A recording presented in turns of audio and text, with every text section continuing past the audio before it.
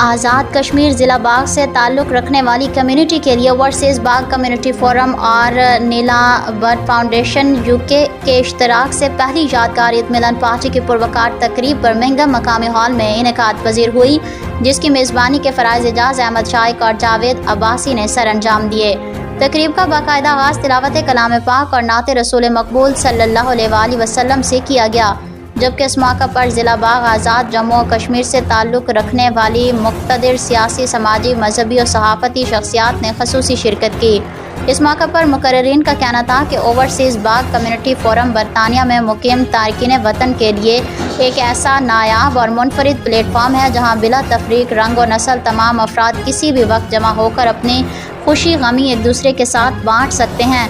ان کا کہنا تھا پردیس میں رہتے ہوئے جوان سال نسل کو اپنی ثقافت، روایت، زبان اور لباس سے متعارف کروانا اشد ضروری ہے۔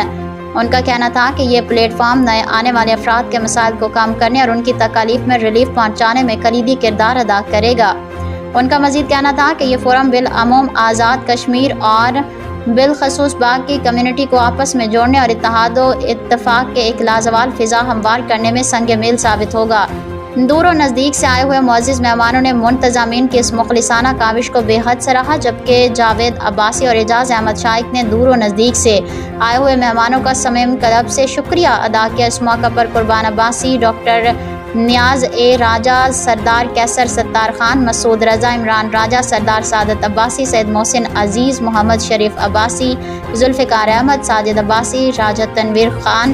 قدیر عباسی، محمد سلامت خان، راجہ ارشد، طیب رشید، سید فیصل گردیزی، کاشف محمود، راجہ حسن جاوید، راجہ تیمور، محمد حمزہ، سمیع خان، راجہ خورشید، حسن شریف، حمزہ شریف، راجہ خوشنود اور دیگر بھی موجود تھے۔